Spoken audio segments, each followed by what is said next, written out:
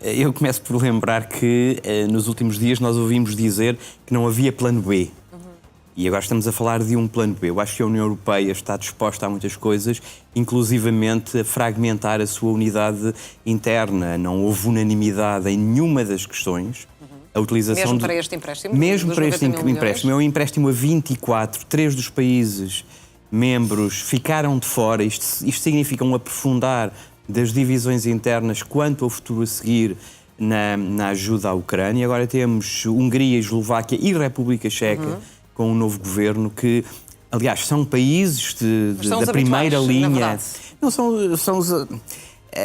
Aqueles muitas vezes que são chamados dos típicos cavalos de Troia da Rússia e de Putin. Enfim, têm uma posição diferente relativamente àquilo que deve ser o papel da União Europeia neste conflito, mas é verdade que progressivamente nós temos países com mais reservas quanto a este tipo de ajuda, e agora sumou-se a República Checa, que até há pouco tempo a mudança de governo impôs isso. E, portanto, eu acho que isto acontece. Havia várias posições, várias possibilidades em cima da mesa.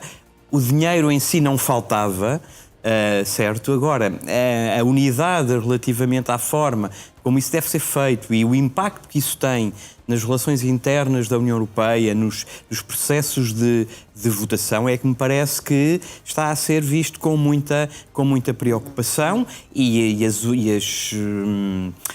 opiniões públicas internas estão-se a manifestar. E, além disso, obviamente, que a posição do governo belga também é muito significativa, porque o que estava em causa, de facto, na utilização, e que não foi superado, no entendimento do governo belga, foi que os demais países da União Europeia não aceitaram dar garantias, ou melhor, partilhar o risco da utilização... Com a Bélgica, que seria o país mais nos prejudicado, últimos e de resto a Rússia já fez acusações de retaliações nesse sentido. Claro, nas últimas semanas ouviram-se muitos argumentos relativamente a que não havia risco na utilização destes ativos. Ora, se não havia, porque é que os países não partilharam esse risco com a Bélgica? A João Rocha Pereira, foi este plano B alcançado, foi a opção menos arriscada? Eu diria que foi a mais inteligente, muito embora eu costumo dizer e continuo a dizer que a União Europeia é uma desunião europeia, porque quer nesta decisão que não foi unânime, como o professor Marcos já referiu, portanto, na outra parte, que eles diziam que também não havia problemas, e aí estou com a Bélgica, sem dúvida nenhuma, para já de haver uma violação do direito internacional, a União Europeia, que preza por defender o direito internacional, os princípios, os valores, e quer tudo muito certinho, quer dizer, iria violar o direito internacional e dar uma oportunidade à Rússia de fazer uma coisa que muita gente não fala nisso. Há ainda muitas empresas ocidentais a operar na Rússia. Isso daria à Rússia a possibilidade até de nacionalizar essas empresas, obviamente que iria violar o direito internacional, mas a desculpa seria, se a União Europeia o violou, então a gente também Portanto, do ponto de vista jurídico e até moral, acha que Vladimir Putin tem razão quando diz que com esta medida a União Europeia estaria a roubar a Rússia e não estaria a violar o direito internacional. De certo modo, o facto de haver um país agressor que é a Rússia a fazer o que está a fazer na Ucrânia não poderia justificar essa ação na sua perspectiva? Não poderia justificar em termos de direito internacional, porque no fundo, portanto, esses ativos são ativos que pertencem decorrem das sanções? Exatamente, e portanto depois o prejuízo para o Ocidente, caso a Rússia pudesse vir a tomar essa decisão que eu referi, seriam na volta dos 3 trilhões de dólares, ou seja, muito superior até aos próprios ativos russos. E isso iria desencadear também outros problemas, porque hoje a guerra é híbrida, portanto, de ataques informáticos, de ataques de toda a ordem, nomeadamente à Bélgica, porque se fosse nessa conversa, digamos, de anuir a essa decisão, portanto, embora esta decisão, o plano B, não fosse unânime, e revela de facto aqui a tal desunião europeia que infelizmente se tem Mas no fundo mostra-se menos desunião, como diz, se forem estes os países a ficarem de fora, a Hungria, a Eslováquia e a República Checa, do que se fosse a Bélgica, que por norma acompanha os restantes Estados-membros neste tipo de decisões. De certo modo, mas de qualquer das maneiras, portanto, penso, como eu disse, foi a decisão mais inteligente. Porquê?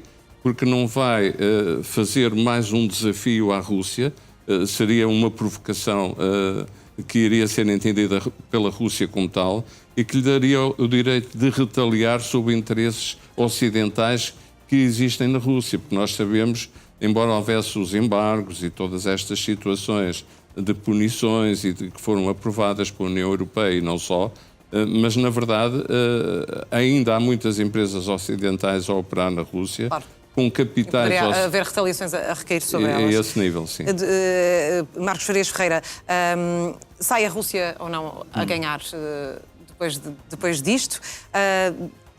Durão Barroso lembrava há dias que se não se usassem esses ativos russos congelados, Vladimir Putin não iria ficar com uma imagem de força por parte da União Europeia e lembrava que daquilo que era o conhecimento dele e da relação que teve durante os tempos que foi Presidente da Comissão, que era um homem que só entendia a linguagem da força.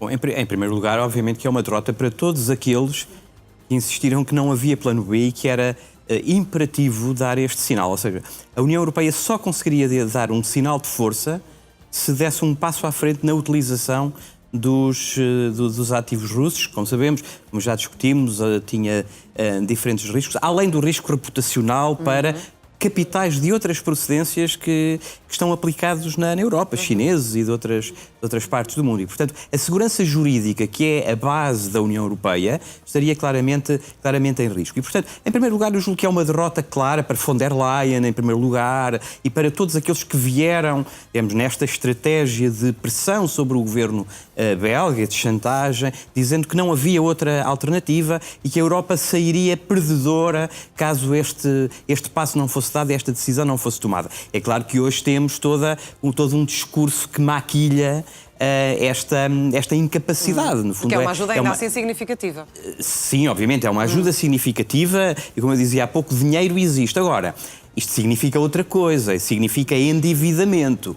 E por isso é que havia alguns países que estavam claramente contra. Países mais fortemente endividados, como a França, a Espanha, até a Alemanha, que tradicionalmente está contra a emissão conjunta de dívidas. Vimos nos últimos anos a dificuldade para conceber sequer esta possibilidade e, portanto, é verdade que é uma solução que tem riscos a médio prazo e pode abrir caminho... Agora, mas mais para a frente. Mais para a frente, pode abrir caminho claramente a crises de dívidas, mas também é verdade que este é um dinheiro que só será reposto caso a Rússia perca a guerra, não é? E, portanto, toda a linguagem, todo o discurso é feito em nome de uma posição que acha que está vencedora ou que sairá vencedora desta guerra, mas que se não sair vencedora, certamente terá que incorrer em graves riscos financeiros. E o que é que se vislumbra, para concluirmos, João Rocha Pereira, nesse sentido? Uma Europa a sair vencedora desta guerra ou não? Recordo, só para contextualizar, Donald Trump a dizer que as negociações na Ucrânia estão perto de algo. A Rússia, por sua vez, com o Kremlin, a dizer que as relações Estados Unidos-Rússia têm estado em ruínas nos últimos tempos, podem ainda ser reabilitadas, mas enfim, é o cenário que descrevem. Eu acho que a Europa não vai sair vencedora, sinceramente, quer dizer, temos que ser pragmáticos e objetivos. Por outro lado, eu critico muito a Europa e critico em fóruns internacionais, eu sou consultor da NATO, das Nações Unidas, etc. E portanto, tem havido um desinvestimento muito grande. Aliás, não tem havido investimento nenhum, praticamente, na resolução de conflitos internacionais e na diplomacia. A Europa fez uma coisa erradíssima, que é exatamente cortar as vias diplomáticas com a Rússia.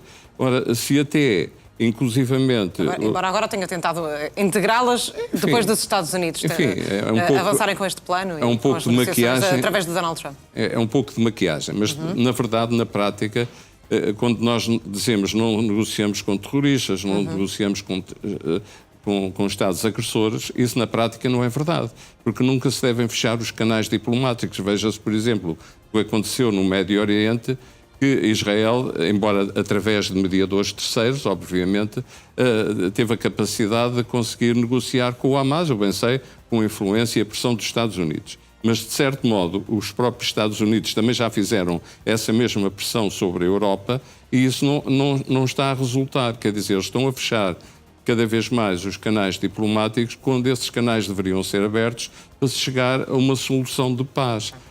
Por outro lado, é importante também dizer que a própria representante diplomática da Europa anda quase há um ano para ser recebida pela diplomacia americana. Isto quer dizer que os Estados Unidos, neste momento, estão a pôr a Europa perfeitamente num segundo plano.